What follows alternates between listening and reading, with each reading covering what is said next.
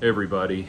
So I had horrible food poisoning Saturday night, and this is the first time in about 48 hours that I have not been confined to the back two rooms of my apartment. So if I seem a little bit more delirious than usual, that is why. Anyway, before I ate at the restaurant that gave me horrible food poisoning, I had the profound pleasure of seeing Beetlejuice Beetlejuice, and we will talk about that in just a moment. But before that, I want to do my usual call to action and let you know that I've restarted my Patreon, patreon.com/JordanOwen42. And I am going to be every month. I'm going to be doing a what I call a production piece or production video for the channel that will be what my subscribers pay for on Patreon, and that will be things like new music, new stories, new video essays, that kind of thing. Things that take a little bit more time and labor and effort than just me sitting here in front of the camera and talking. I'm doing this because I unfortunately stumbled into some recent financial woes, including on the same day finding out that I had a ton of car work that I needed to get done and a ton of dental work that I had to get done. So I'm doing that's what's kind of reinitiating my push towards professional YouTubing, which I haven't done in years. I don't have any illusions of being a full-time bread tuber or anything, but I'd like to get to the modest goal of about $800 to $1,000 a month. That would really cover me, help me turn the corner on this stuff, and then also give me some financial security so that I don't have to I don't have to scramble when something like this happens again in the future. Anyway, I currently work two jobs. I would rather not take on a third, or God forbid, have to stop doing work that I love to take on a job that I potentially wouldn't want at all. So anyway, that's where I'm at, and any amount is a blessing, and I really am grateful for it. And if everybody who saw this video put in just $1 or $2, I would be at my funding goal instantly. So anyway, let's move on to talking about Beetlejuice 2, or Beetlejuice. I keep wanting it, I feel like it should be Beetlejuice squared, not Beetlejuice 2, the way they're saying it. But anyway, so the first thing I want to say is I am really glad, literally just now, that I looked it up and found out that Glenn Shaddix died in 2010, because otherwise I was going to get on here and complain about him not being in the movie. And because really, in that scene where it's panning across the main cast as they're standing in front of the casket and everything at the funeral, as they're panning across, I really thought I was seeing that in the trailer and thinking, where's Otho? Why is Glenn Shaddix not there? Like, you need that weird, odd, postmodern hipster nerd guy standing there. Where is he? He was such an odd fixture in the first one. But anyway, so watching it though, first and foremost, I had an absolute blast. Like, it's so funny. Beetlejuice, it was that movie, and then also the animated show were staples of my childhood. And it's funny because I watched Beetlejuice 1 before the movie came out. The new movie came out. I watched Beetlejuice 1 to get myself caught up on it. And I tell you, man, I have probably not watched that movie in about 30 years. And I remembered every scene, every joke, every everything in the whole movie. Like, I just remembered every bit of it.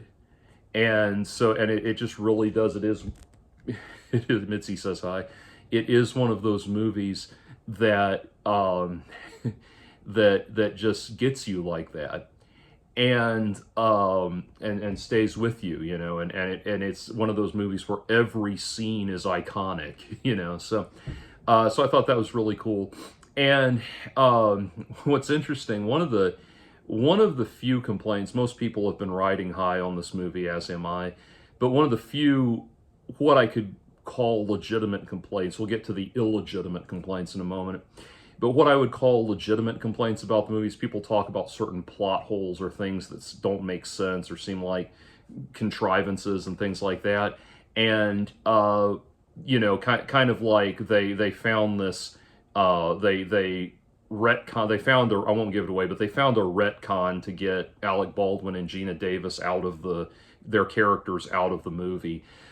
And people are saying, well, it's too convenient. It doesn't make sense. It's like, wait a minute, stop. Okay, what happens at the end of the first Beetlejuice? Gina Davis's character is suddenly finds herself stranded in the sand world, and I believe it's Saturn, isn't it? But finds herself in the sand world, and one of the worms comes diving at her, and then the thing we see in the next scene is her riding that worm through the ceiling back into reality, where the worm comes through and devours Beetlejuice, and just Beetlejuice, and disappears through the floor. It's never explained how she got the worm to let her ride it, or how she convinced it to go after Beetlejuice, or how she knew that once it went through the floor of the sand world, it would come through in the human world. You're not supposed to think about it that deeply. It's a ride. These movies are supposed to be surreal, nightmarish joy rides through this wild dreamscape, surreal kind of Dia de Muertos inspired dream world, nuttiness, weirdness. That's what these movies are. That's what they are. That's what they're supposed to be. And that occurred to me too, because without giving any spoilers away, there's a scene later in the new movie where the whole cast sings MacArthur Park by Richard Harris. And I was sitting there thinking, why MacArthur Park?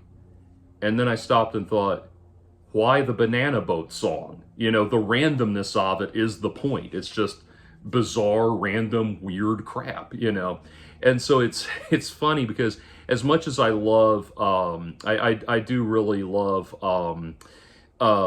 it's not Screen Rant, Pitch Meeting. I don't think they're on Screen Rant anymore, but Pitch Meeting. I love Pitch Meeting, and Ryan George's stuff is hilarious, the way he finds all the the plot holes and everything. But I think we all think like that now because, movie analysis has been, and maybe hyper analysis to a fault has become a thing in modern, modern entertainment, where we are as entertained by the educational learning aspect of media literacy as we are by the media itself now. So we're all kind of hypercritical, if that makes sense. But I think you really just have to put everything on hold and not just forget about all of that. It's kind of like it's kind of like when Charles Dietz is taken over to the Netherworld. The idea, and this is not a spoiler. This is handled early in the movie, but the whole idea, the way he was killed, was he was eaten by a shark. And so in the mythology of Beetlejuice, when you cross over in the form you were at the moment of your death. And so the Charles Dietz character, since his upper half was eaten by a shark, it's just his torso, his waist down. It's just him from the waist down, his waist and legs, walking around the underworld. But he's still able to talk somehow. How does he talk with no no vocal apparatus, no lungs? Who knows? Who cares? It's that kind of thing. Like it's not supposed to make sense, and literally the fact that it doesn't make sense is supposed to be part of the appeal. So, talking about, since I brought up Charles Dietz, one of the big things about this. So this movie is not woke, and I don't mean that it's brazenly politically incorrect or anything like that. It's just not kowtowing to woke ideology or anything. You know, it stars. It's funny. It stars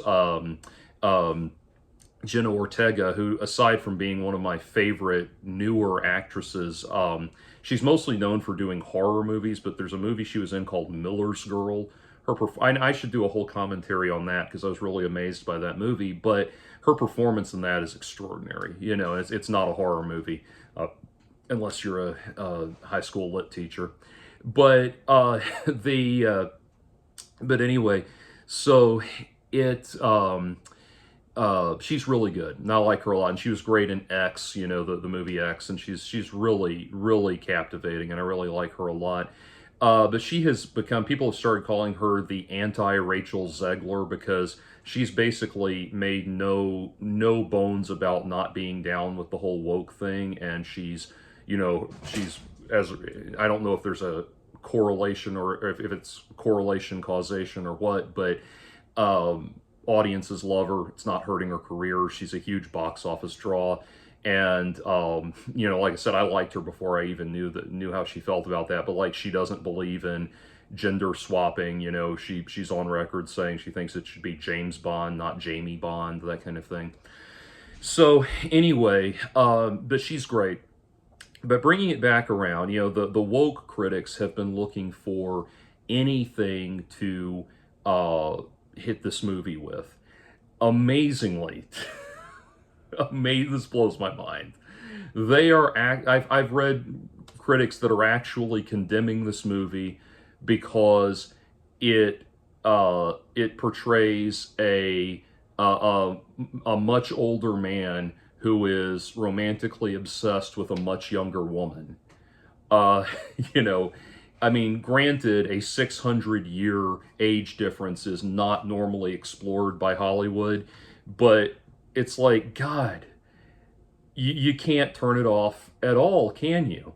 Like, it's like you're, no matter what, you're gonna find something to pick apart. It's just like right now, every woke critic or critic that I know is working off a woke agenda has hated the new Joker movie, which means I know it's gonna be fucking awesome when it comes out.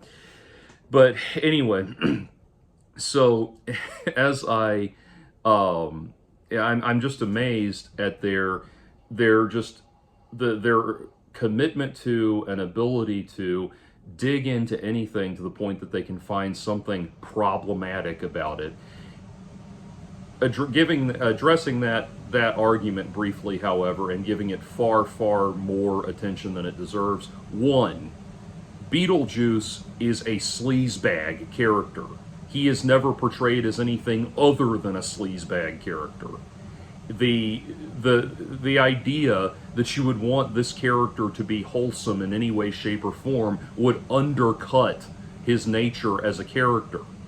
If he, and that's the thing. Like, if they had gone the woke route on this, and even trying to do something like have Beetlejuice make some sarcastic comment about how he knows it's wrong to go after this much younger woman, but he's going to do it anyway, or something, like make some kind of comment about that. You know, again, we're all hyper aware of how movies are made now. If we had heard that, we would have immediately thought some Kathleen Kennedy style executive insisted that line go in there so we all know what's right and wrong, and we all learn a valuable lesson, you know, and that would have killed the whole thing. No, Beetlejuice is a sleazebag through and through.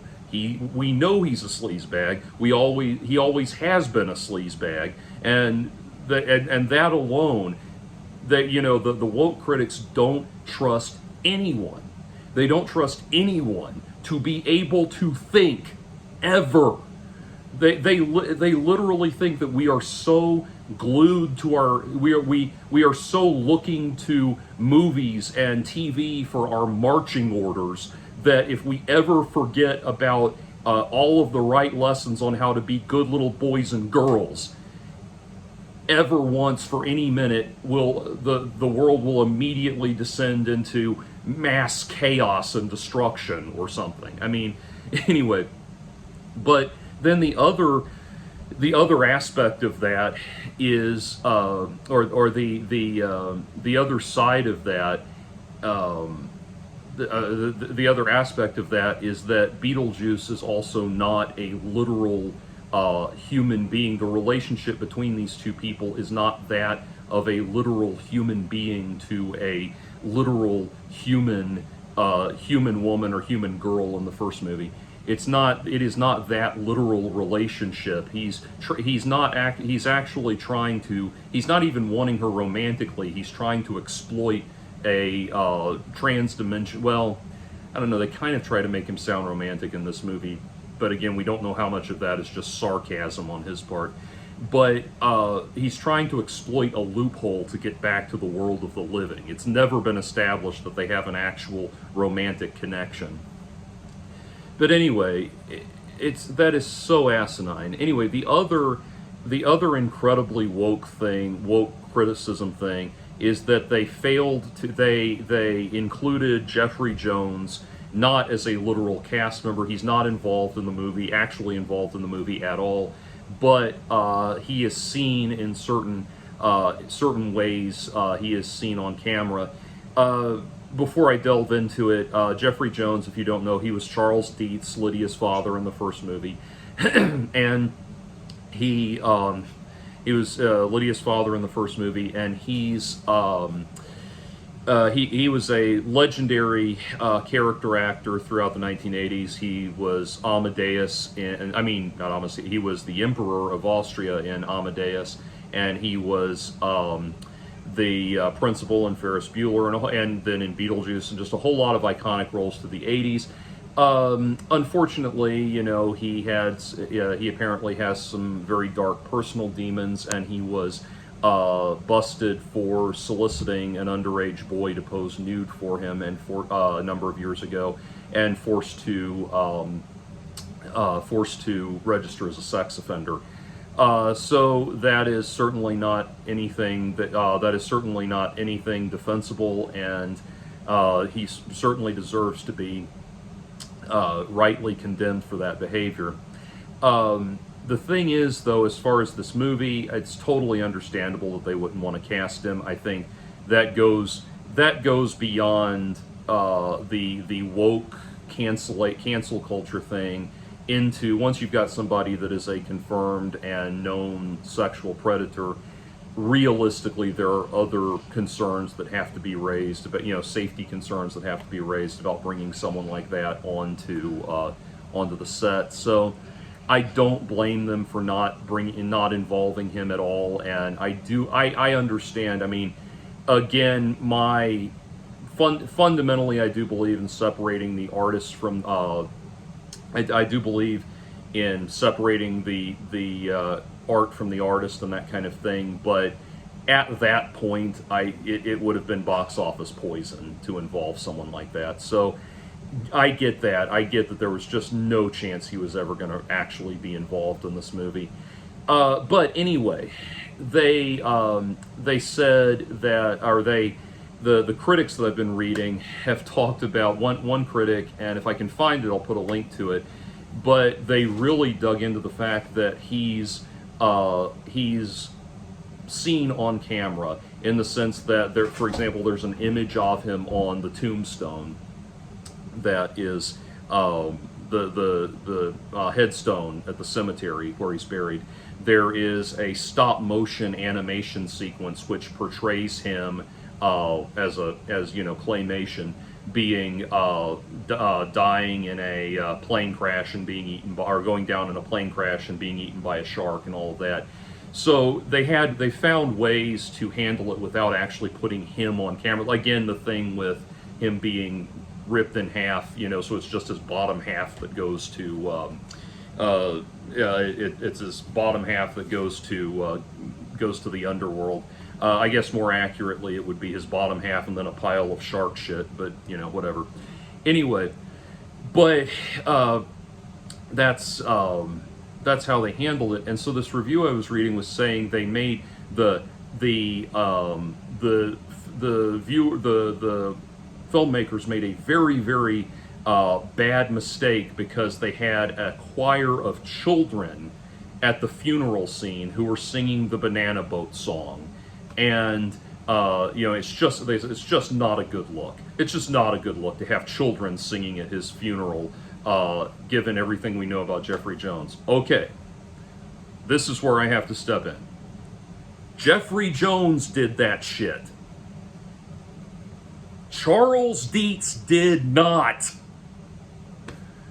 God, again, like anytime it's just any time that that reverence is not given to their constant perception. It's like their religion does not revolve around them worshiping something. It revolves around their perception being worshipped, and that's like the most bizarre back-asswards religion I can imagine. But yeah, they literally think if they perceive something a certain way, the rest of the world should bow its heads in shame if it didn't get to that. No, the rest of the world, no. Believe it or not everybody makes that connection. It never occurred to me to think about it that way until this was brought to my attention, and now that it's been brought to my attention, or I should say, now that that point's been made, I still don't think it holds any water. Again, the story they want, I understand why they would not want to work with Jeffrey Jones after that point. I get it. I understand not wanting to work with him. What I have no respect for is the idea that even though they found this creative and funny way to write him out of the story, to write the character out of the story, or they didn't write the character out of the story, but to not have to include him, they found a funny way to go about it. You're still complaining because they didn't bow down to your demands, your unspoken demands that you presumed they already knew about. And so that always just it just amazes me, the way they think. But what's funny was this was an article that I believe came out before the movie was released, and at the end of the article it said that the filmmakers had made their bed and now they will have to lie in it. So it's like saying, like, this is just going to destroy them. This is going to tear them apart, man. This is just, and now it's the #1 movie in America, and it made $110 million at the box office over the weekend. It made more money than the critics were expecting it to make. Than the best, not the critics, the whoever makes these estimates, but than the best estimates. It made $10 million more than what people were estimating it would make. It has been an absolute grand slam home run, and it's just so amazing to me that it's just further proof that very few people actually think like this. Like, if you've not been indoctrinated into the woke way of thinking, you're not going to make the connections that they make, or have the weird, twisted moral compass that they have. And yet they like carry themselves. It's part of the belief system. They inflexibly carry themselves with this perfect certainty that not only are they right about everything, that they can carry themselves with this smug haughtiness, but that everybody else agrees with them. It's like, no, not even most people that skew towards or skew left of center think this way. I mean, it's just absurd.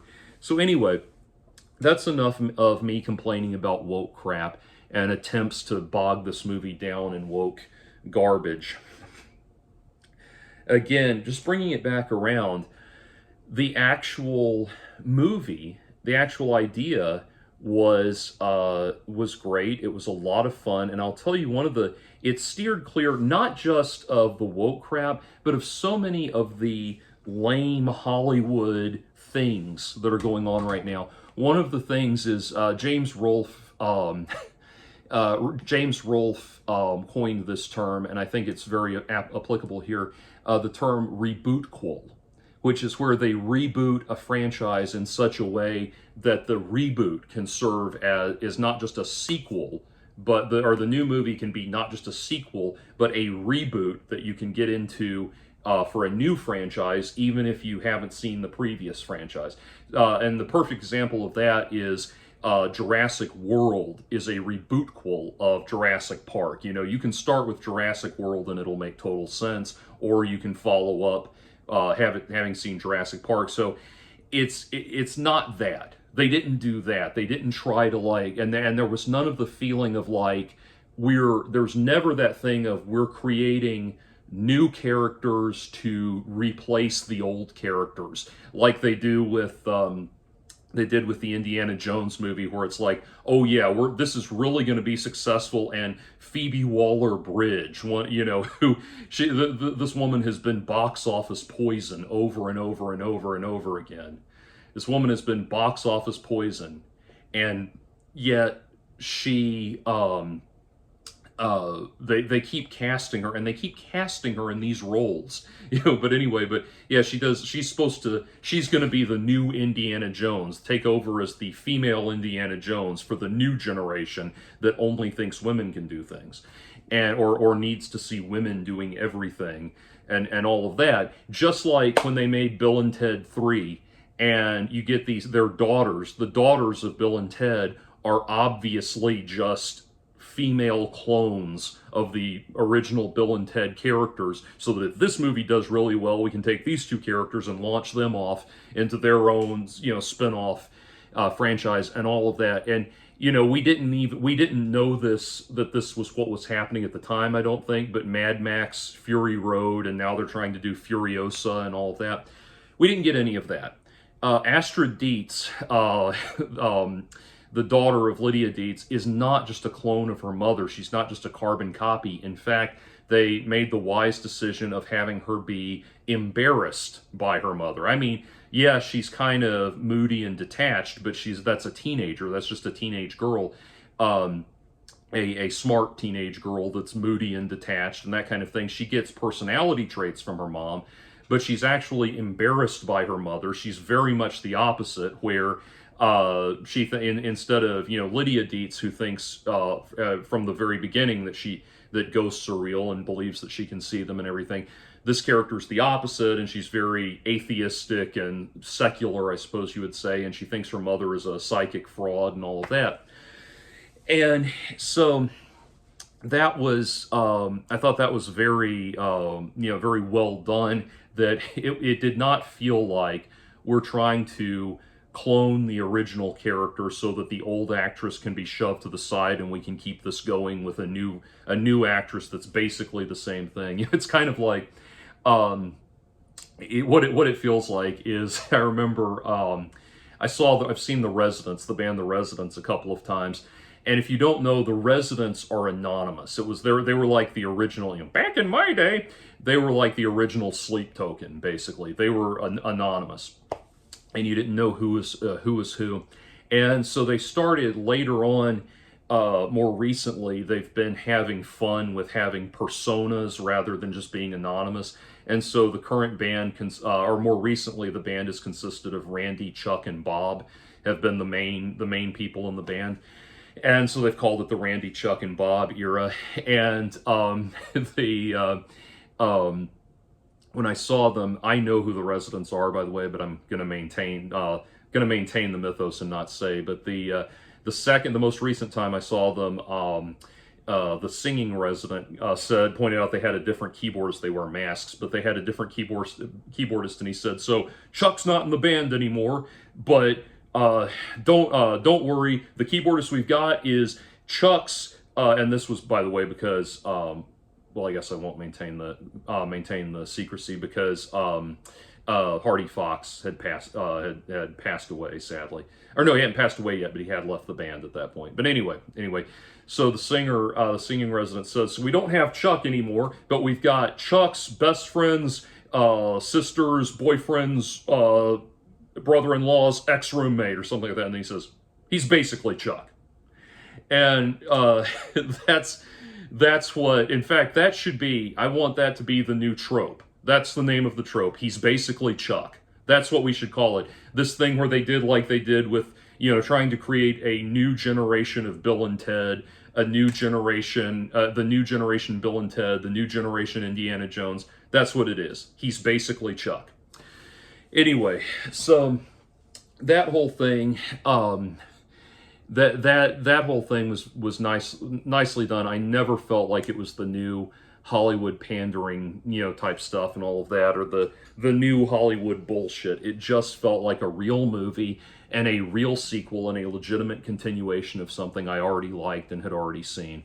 And what's so funny is now I'm over the moon ecstatic because the movie just did the things that make a movie good. Like I said, that shows you how bad movies have gotten lately. It's not a generational thing. It's not a back in my day kind of thing. Movies have gotten legitimately bad in the way they're made on the whole now. And so, anyway, I had an absolute blast. I highly recommend it. 2 thumbs way up. And if you haven't seen it yet, go see it. And if you're the sort of person who uses psychedelics, you'll have an absolute gas seeing this one high. So anyway, take care.